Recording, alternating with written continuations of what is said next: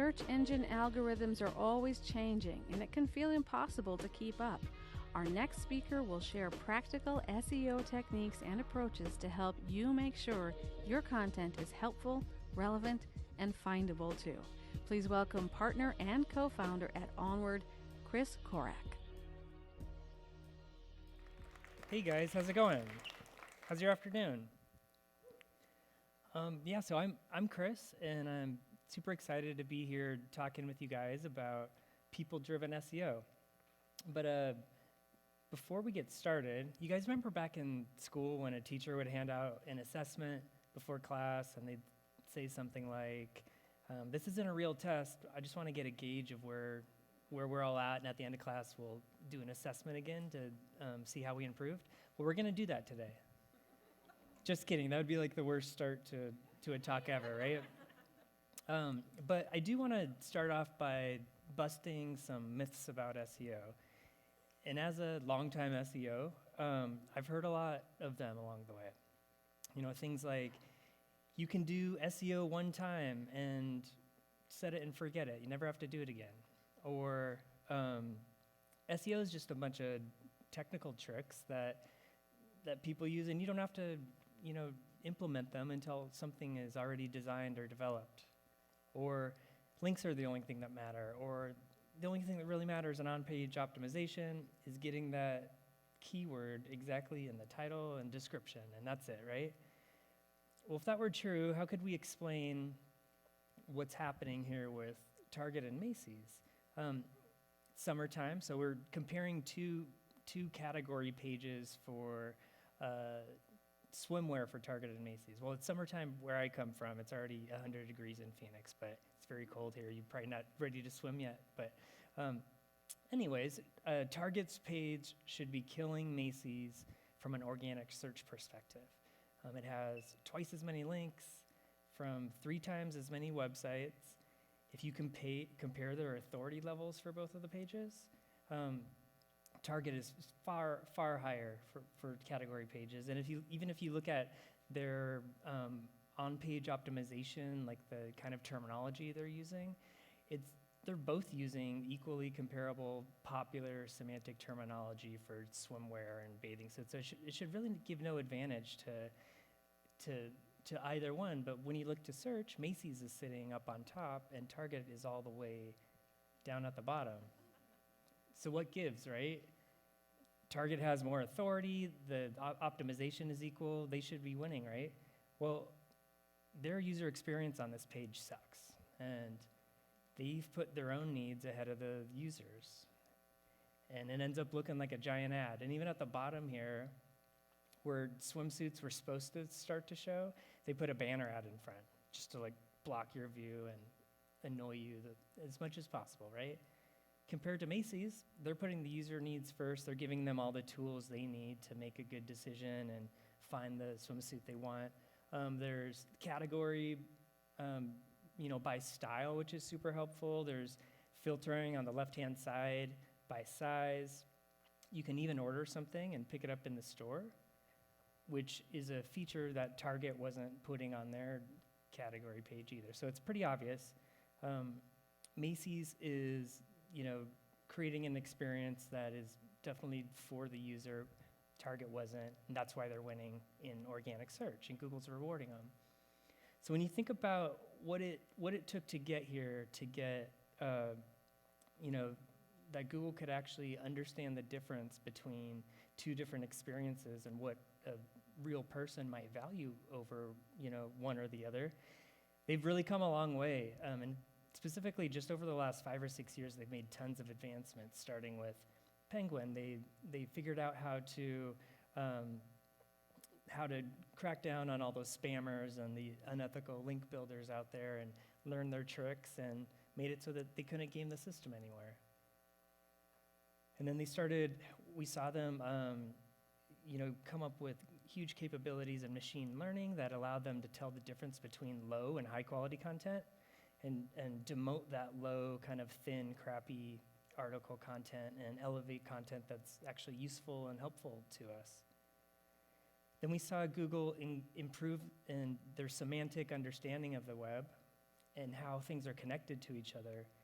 And suddenly they could be less reliant on exact keyword targeting, and because they have a better understanding of who we are and what we're connected to. And we've changed a lot along the way too, especially in our search behavior. Now 40% of us actually do a voice search on a daily basis. Things like Amazon Echo or Google Home or Siri, or even talking straight, using the voice function in a Google search. And actually Google says now that 20% of their searches are actually from voice search, which is a lot, right? Our language changes a lot in voice search compared to how we type. We're far more conversational, obviously. We're talking. Things are often in complete sentences and may even end in questions, which makes our queries now a lot longer, right? And different than how we used to type. And now 15% of all searches on Google every day are a new phrase. They're a phrase that Google's never seen before, which is pretty amazing, right? So that means the way that we're searching is changing, and we're all getting more nuanced and more specific and more granular in our searches and what we're requesting, which makes it super hard for Google to process this, right? Now suddenly our keywords are very long and long tail, and it's hard to unpack the meaning of them. You guys know the answer to that question in the background? I was trying to pull a 15% search example that I did last month, but it's Eddie Grant. He's the same guy who's saying Electric Avenue. They're both awesome songs. Don't worry about exploring the rest of his discography. It's pretty lame and might waste your time, but anyway, so this is why they came out with RankBrain, which was a big advancements in artificial intelligence. So they could unpack that 15% and better understand it, try to get to the bottom of what people were actually looking for. So here's RankBrain in action, a search for the movie with the dude. I didn't put Jeff Bridges in the search term, or Lebowski or Big, but they understood what I was looking for. They knew my intent and were able to give a good answer. Or what's the video game with the two Italian plumbers? I didn't say Mario, Luigi, Nintendo, Princess Peach, that's her name, right? I didn't say any of those things, but they knew what I was talking about. Probably 10 years ago, this would have been like a local search result for like plumbers in Rome or something, right? But it's really cool to see them come a long way and not be so keyword dependent, right? They understand a lot of what we're looking for. And we saw them put a huge priority on mobile, and it's because they started seeing that mobile search was eclipsing desktop, and they wanted to make sure that searching in Google, people were getting good experiences no matter what device that they were searching on. So they started demoting visibility for sites that didn't have a mobile-friendly experience, didn't have a responsive or adaptive or separate mobile website, and started elevating visibility for those experiences that did. And now they're moving to a mobile-first index. I'm not sure if you guys heard about this. It's likely something could come out in next months or for sure by the end of the year, but what it means is that when they think of our websites, they'll be judging our ranking factors by our mobile view first before desktop. And historically, even including till right now, they've always thought about our desktop view, that landscape view, as the main ranking factor. So it'll change a lot of things and make people do what they probably should have been doing in the first place, right? Designed for mobile first. And then we saw that Google started putting behavioral data in their algorithm, so things like bounce rates or time on site could actually be part of their ranking algorithm now.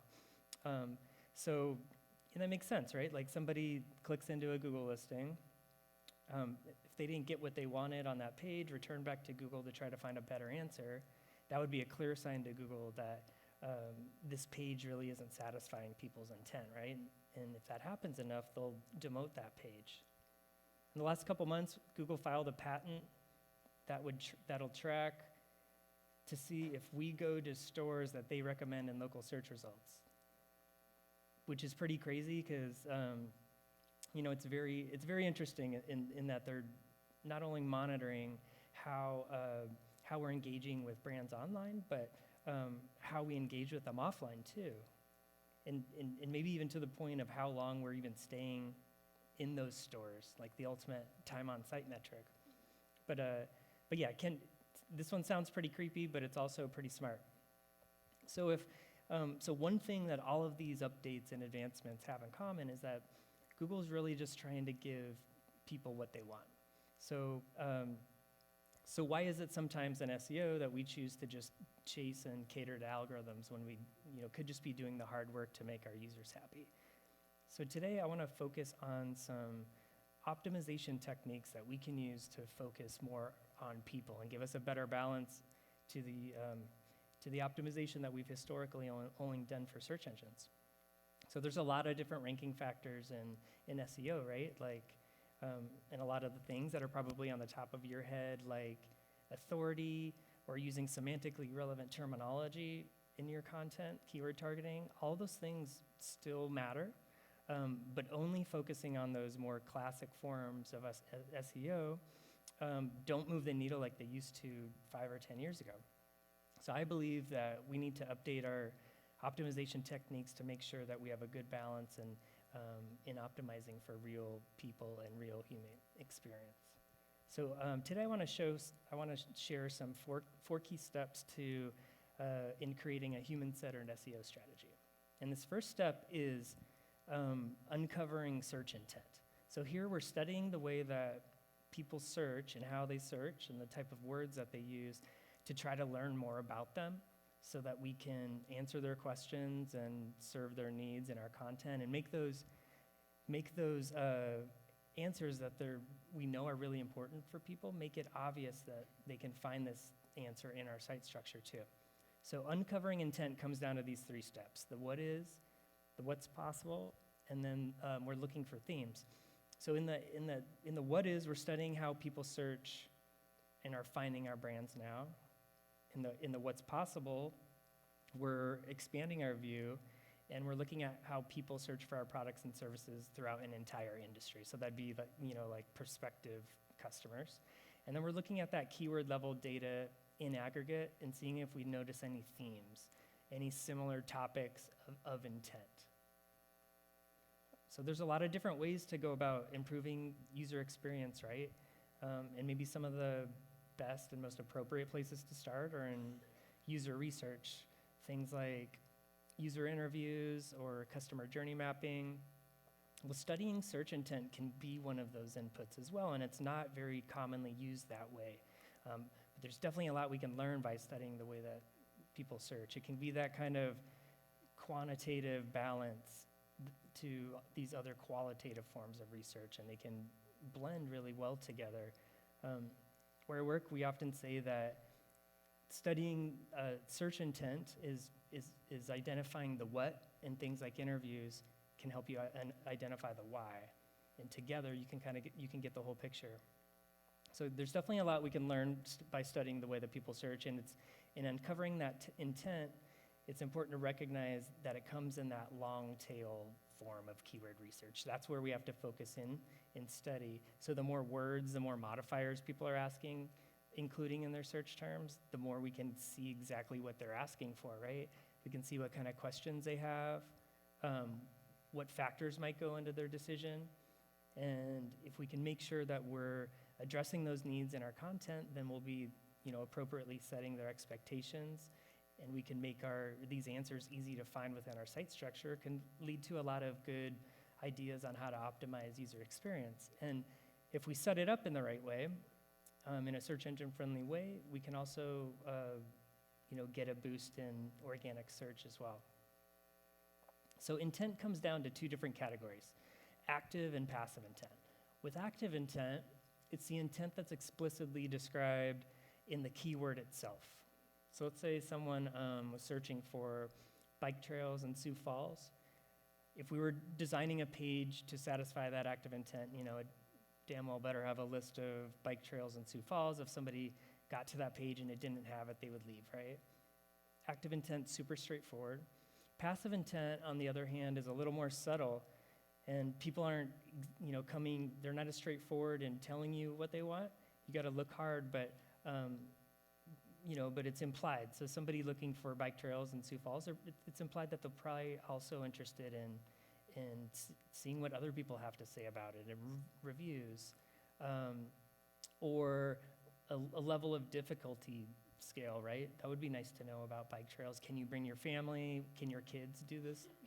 So you can see the true value would be added ultimately if you could satisfy both active and passive intent in the same experience.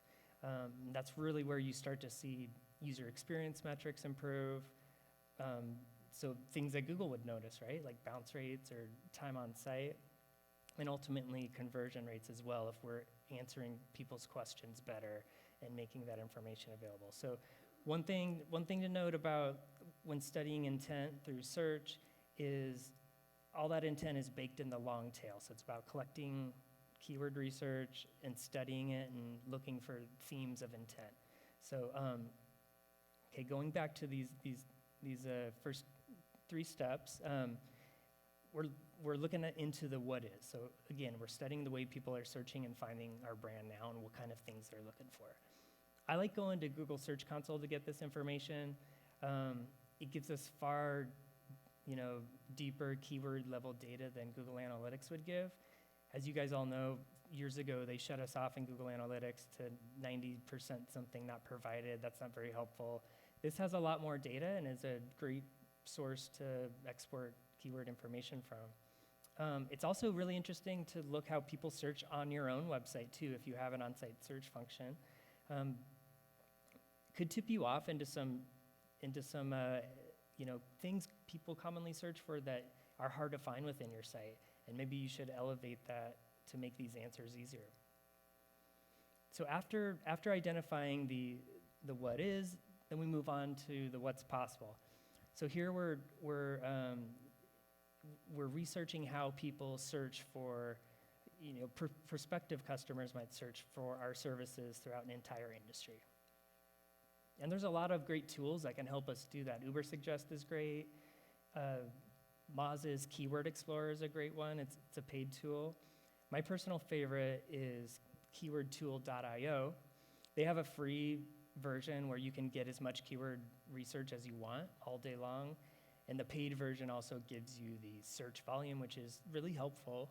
But you can see, I'm going to show you guys how to use this tool in a second, but you can see you can still identify a lot of intent just by seeing the keyword itself and not with search volume. So the tool works like this. When you start typing something in Google and the suggestions come up, these tools scrape all of that data, and that's how they're able to give you such deep information. And if you were to do space A, you would get a different list than space B and C and so on, right? So these tools in one click go through the alphabet and all the numbers and spit back hundreds and sometimes even thousands of keywords back at you, all around the one topic you were inquiring about. So it's super helpful in getting that very granular long tail information. So I want to show you guys how to use this tool quickly, but for demonstration purposes, if we could all pretend like we work at a supplemental insurance company like Aflac. So something like, we sell things other than health insurance, like accident, life, disability, and so on. All the things that are listed in this product level nav. So the idea, right, we're trying to see how what kind of questions or what kind of things are people commonly asking for in the things that we sell. So we're putting each one of these product names into that search tool independently, and then we're scanning that research, looking for themes of intent. So I'm going to do it just for one of those product lines to show you guys, starting with life insurance. So you can see on the top, right away, it gives 1,200 different keywords just right off the bat. So it's all around life insurance. So it's all relevant to that, very deep information. So the idea here is we're just scanning and reading this list and looking for some common things that keep reoccurring. And right at the top, you see people are looking for quotes. They need rates. They need some element of cost before they can make a decision. So that's really important for people. They need, a lot of people need validation from other people. They're looking for reviews about companies, or they want to see what people like us on a person level, what kind of review would they write about these companies? A lot of people have tax questions. They want to know if that payout, if I were to die and this life insurance payout went to my family, would they have to pay taxes on that? That'd be kind of a bummer to find out all the way around. Life, insurance is really complicated, so people need more explanation and definition around things and what the difference between whole life insurance is and universal. And because it's so complicated, people are reaching out to local agents for help to try to help guide them through this. That's really important to people.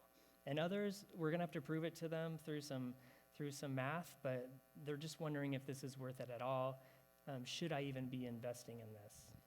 So you can see, just by scanning the keyword list of one product line, we're able to identify some pretty critical forms or topics of intent, things that are important for people.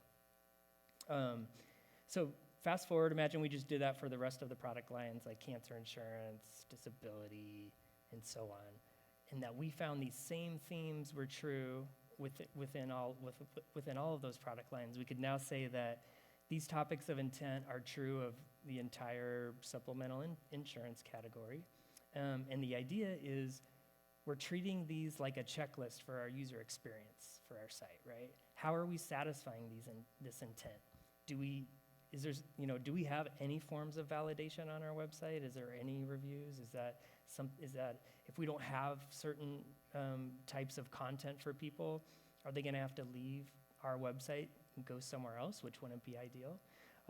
So yeah, basically the idea is use this like a form, like a checklist, and challenge ourselves to how we could make these answers easier to find and how we could make our content more useful to speak around these.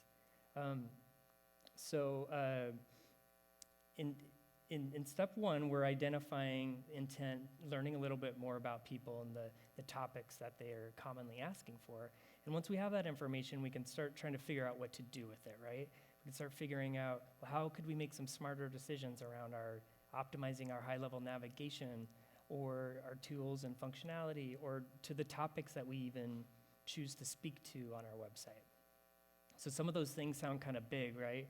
Like changing our high-level navigation or taking the time to improve our tools and functionality. These things can take time and budget, which means we need to get approval from different people, and that's never easy. But one thing I love about search is that you can always prove it to people. And so something I do is when I'm doing this is I sum up the search volume of all those topics that we're talking about.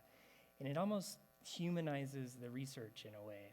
It's like now, instead of just some things in a keyword tool, it's like real people have asked these questions in this amount of time. So, in this example, 1.7 million searches happened around supplemental insurance, the entire category. It's a lot, right? And that 18% of those 1.7 million people were actually looking for cost and quotes, right? If that's the most important intent, when they get to our experience, we need to make sure that those answers are easy to find. Or that 13% of them, of 1.7 million, which is 220,000 people, are looking for help from local experts and agents. So you could see if you can give some kind of search volume behind that intent, it can help you get buy-off from people and carries a little more weight. So intent can also inform information architecture, starting with identifying gaps in it. So imagine we found there's a topic that people really care about. Maybe it's not represented in our site structure right now, and it's deserving of its own page. Maybe we should make a new page for it. You can also use it too. Let's say you understood that one topic was more important than others. You could actually start optimizing your navigation to elevate visibility for that topic and put less visibility on ones that we know that people don't care as much about. So here's an example with Aflac. This is what their homepage looked like a couple years ago. We know that, remember, finding a local agent was the second biggest intent, right? People really cared about connecting with the local agent. But you go back to their page a couple years ago, and their content's all about me content. The top navigation, the highest priority link is about us. The core content in the upper frame is just about the awards we won and how awesome we are. And then you fast forward to how the layout of their homepage now, and it's very different. They're focusing on users first and giving them the information that they need first, right? And all that me content is down at the bottom in the footer, probably where it should have been in the first place. And they've elevated the Find an Agent tool, which we know is really important for people, right? They've elevated that to probably the highest priority link on the site too, where now on any interior page, you can always see that Find an Agent tool. And what having some research to understand that finding a local agent gives you a little more ability and time to invest and make a more intuitive search tool in finding agents, and expand all of your information architecture to now include agent pages, which is a massive difference, right? It's good for user experience. It's got a way to connect with these people individually, a phone number, but maybe even more importantly, it's giving them an opportunity now for their thousands of agents across the US to all show up now in local search when somebody's looking for an agent. So no surprise that kind of change and twist in a strategy can lead to big results. We were estimating that they were seeing a 45% increase in traffic since they had that shift of strategy from me to focusing more on the user. And what about interactive tools?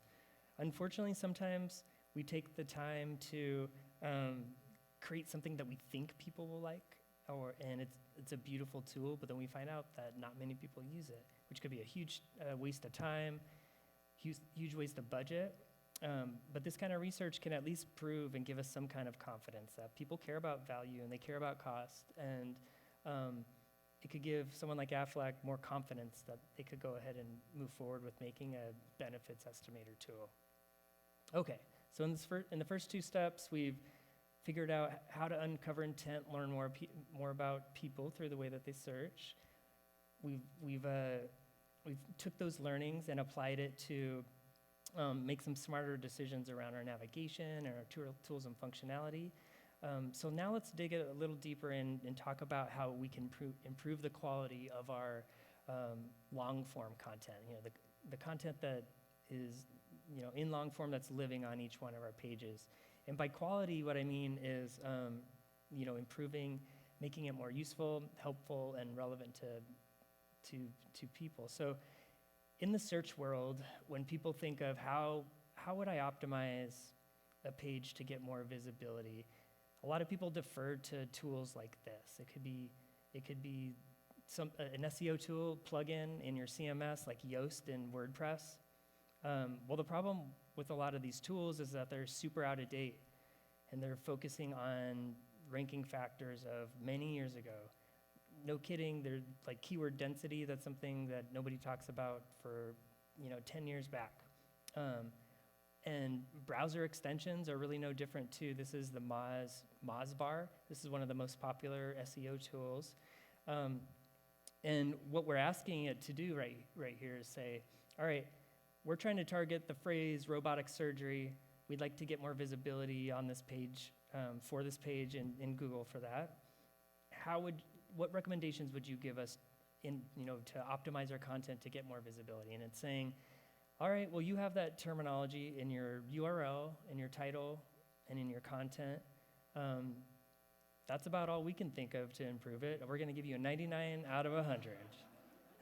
And you go search for this in Google, and that page is nowhere to be found. So there's clearly other factors at play, right?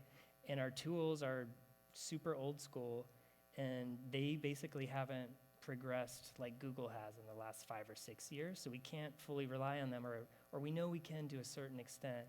But I think it's up to us to kind of fill that gap of what I think it's missing is more of that people focus, right? Just optimizing for people and not just for search engines. So something I like to do in trying to figure out ways to make your content more useful, helpful, and relevant is to study the questions that people ask around certain topics. So I'm sure you notice this. You search for something in Google, and a block of questions start to appear. And actually, they changed the interface recently so that if you start poking around in these questions, it kind of infinitely keeps expanding. It's actually pretty awesome. But they're cataloging series of questions for all kinds of topics, even for something as granular as robotic surgery. And these tools can scrape those questions and grab them for you in a second. This Answer the Public tool is actually really fun. You were trying to take a picture of this one, but Answer the Public is a fun tool to play with. I especially like it for presentations. If you guys are ever going to present something talking about intent, it's a really fun tool to use. But again, I think that keywordtool.io is the most practical. You hit this questions tab on the upper right, and it spits it all out for you.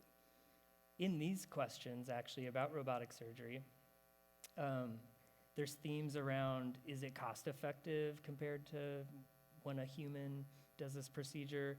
Is it FDA approved? Is it typical that insurance companies would actually cover this?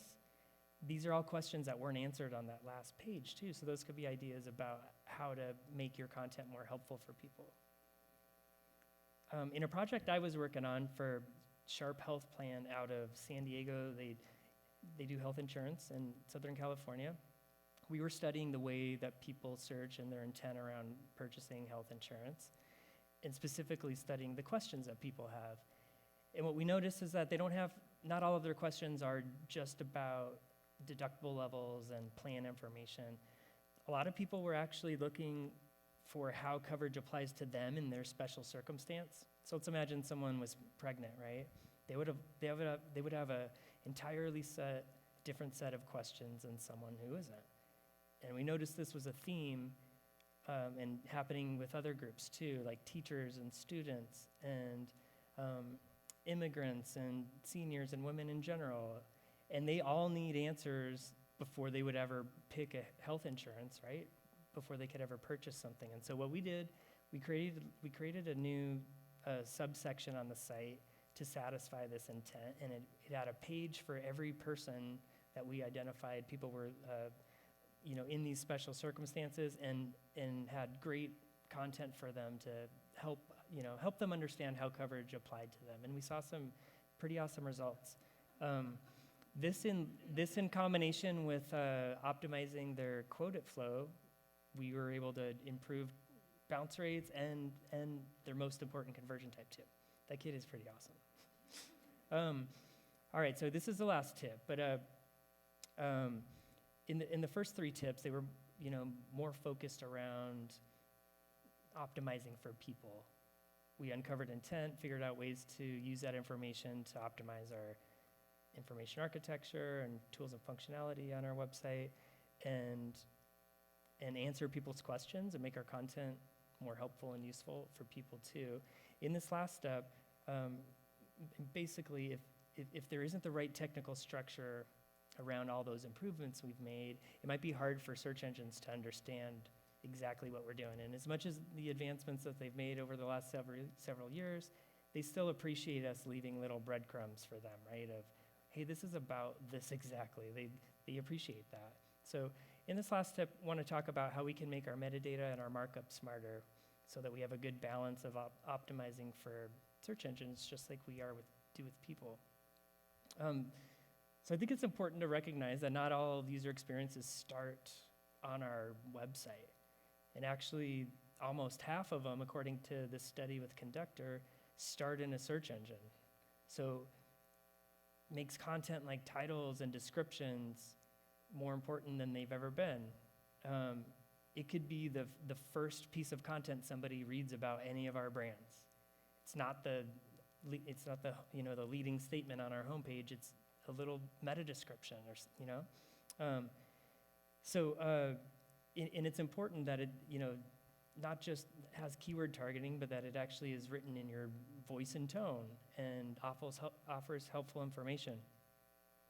I think in my experience, I feel like over the last 10 years, everyone kind of has the keyword targeting thing down. They knew that was important, but they haven't really spent time on making sure that information is actually readable and is providing actually useful information to them. So take this example with Kohl's. I was searching for mattresses. They're clearly just jamming category keywords into their optimization to a point where it doesn't even make sense. Find great deals on bedroom mattresses, accessories, furniture. I don't know what the hell that even means. I would definitely not click on it. Now, in comparison to Casper, their title reads like a headline. It has semantically relevant terminology, gives me a reason to want to click on it. The rest of their search result offers really helpful information about how many sizes their mattresses come in, and even has ratings and reviews and the price injected into it too. Here's another example comparing two home builders. Cal Atlantic Home is dynamically inserting objects into their meta description, like prices and how many communities are available in this metro area. Super helpful to see that kind of stuff.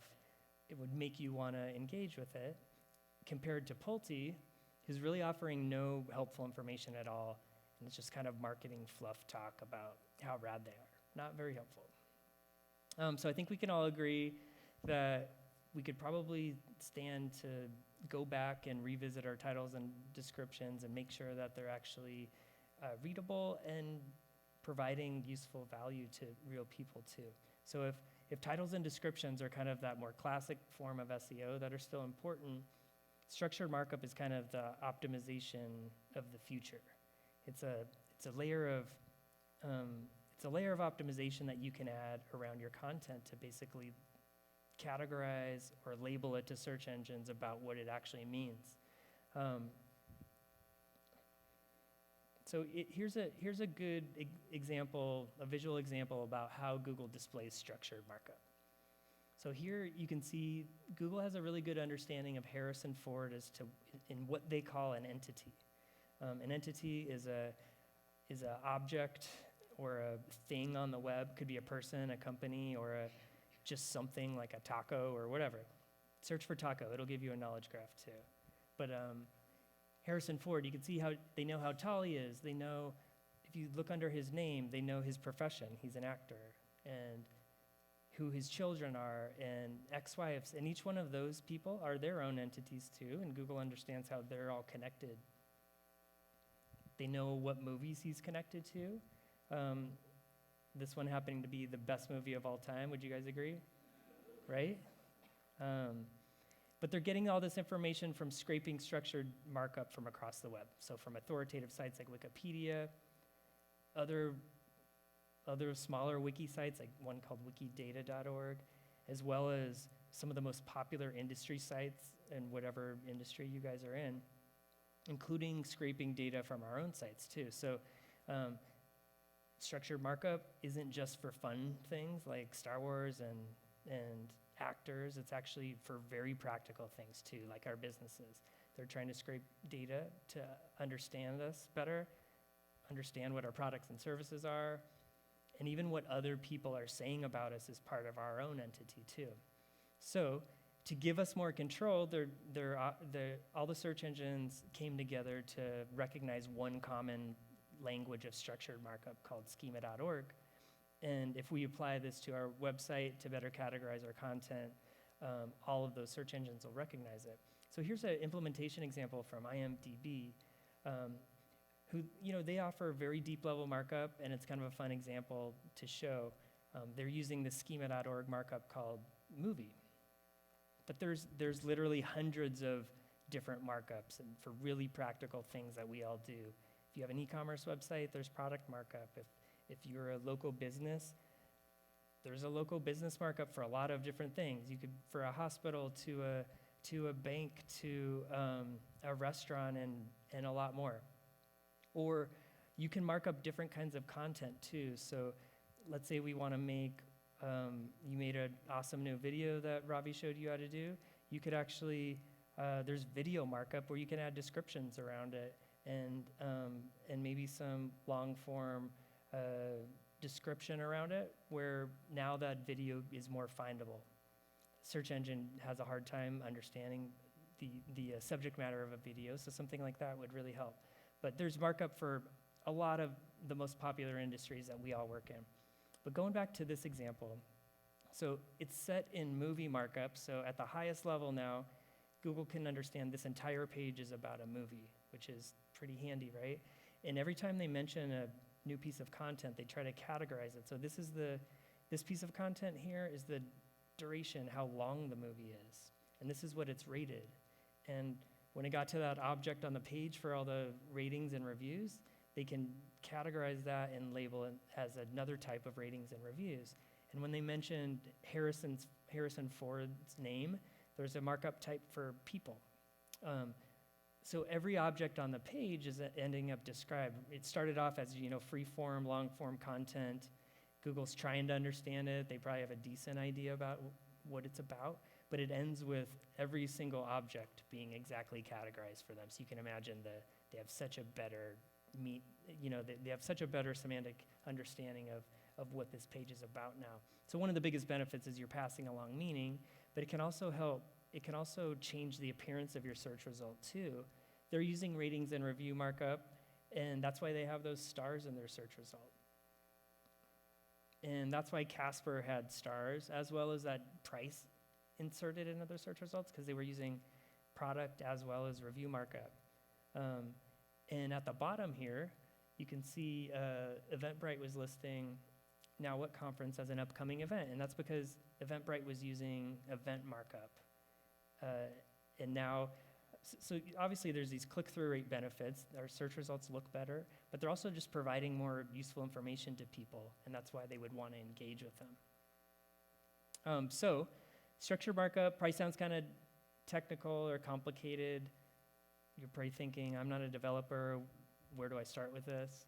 I thought of a really easy place for us all to start, and that would just be to make sure that we have organization markup on our homepage. So here the company Unum, they're using organization markup, and they're saying, hey, this URL here is our official company logo. These 3 URLs are our official social profiles, and this is our customer service phone number. And what do you know? When you search for them, it shows all that information shows up in their knowledge graph. Of course, in combination with other places like Wikipedia and so on. So if you have a knowledge graph already for your brand, this can help you optimize it and correct some of that information. I had a client recently who had a old Google Plus logo listed here that no one manned and didn't even know the login to. And they had a logo. They had gone through a rebrand recently and had a logo that was like from 10 years ago, like 3 logos ago. And so they were pretty embarrassed about it. And adding that markup helped communicate to Google that they needed to update some things, and it corrected it. If you don't have a knowledge graph, there's a lot of factors at play actually in getting one. So this won't guarantee that you get one, but it's still best practice to do it. So I wrote some code for you guys, and you can get it at this bit.ly link. And it downloads a text file, and basically you just replace this information with your own information, your own company name and domain, as well as your official company logo and so on, and give it to a developer and implement it in the head of your homepage. Pretty simple. It's probably something you guys could all do tomorrow in a couple hours. And if you want, Google also makes this structured markup testing tool that you could run your code through first, paste it in. It'll probably be all free of errors, but in case you guys accidentally added an extra character, it would identify that and tell you where the error was, which is pretty handy. So I hope that sounds kind of like an easy step. And in the future, I would definitely ask that you do a little research on your own. Try to see if there's any deeper level markup that you could add to the rest of your website that would show some kind of semantic understanding to Google. If you could find one that was for your industry, and now they have a good understanding of that your brand this organization is connected to the specific industry, that could be really helpful.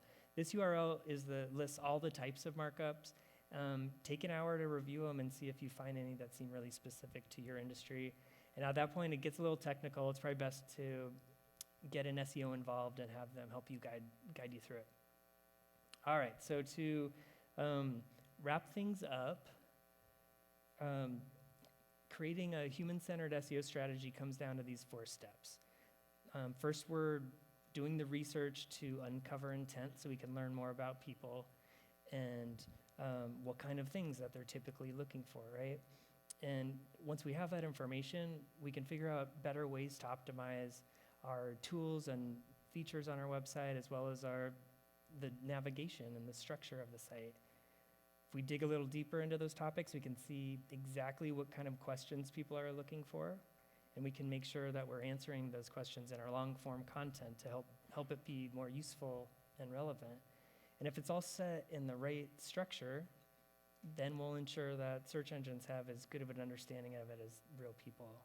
If I had one last tip to give, it would be modern SEO doesn't just belong to one person or one group. And we talked about content today and user experience decisions, technical things. We need developers. There's a lot of different people that have input on whether we have a successful SEO outcome or not. So I would definitely take Amanda's advice and try to make a bridge, reach out to people. If you're having a meeting about how to improve some optimizations in your site next week, invite an SEO. I'm sure they would love to have some kind of input. Or on the flip side, if you're doing SEO, and make that bridge and invite someone on the UX team or a content strategist. Definitely find, well, one, it's fun to collaborate, right? And 2, our decisions are definitely more well-informed when we make them together. If you're looking for some people to follow to keep up with SEO, Search Engine Roundtable is good for just kind of daily, weekly updates. SEO by the Sea is really interesting. It's this guy who follows Google patents, and he tries to unpack them for us and tell us what direction SEO and Google is actually headed in. And Mike King is a badass technical SEO. Google's made tons of advancements from a technical perspective too, not just in user experience. And he writes some really great articles that that keep us up to date on those technical advances. And I still love Moz. I think their blog is probably the best SEO blog. Has a lot of great writers, and Whiteboard Fridays are fun. Every Friday, a 10-minute video. Rand Fishkin and his friends giving us some great advice. Can't miss it. And lastly, my 2 favorite SEOs, if you guys are looking for somebody to follow, Rand Fishkin and AJ Cohn, they definitely strike a good balance between human optimization and technical considerations. They won't steer you wrong. So thanks so much, you guys. I appreciate it. If you have any questions about uncovering intent, find me later at the happy hour. Appreciate it. Thanks.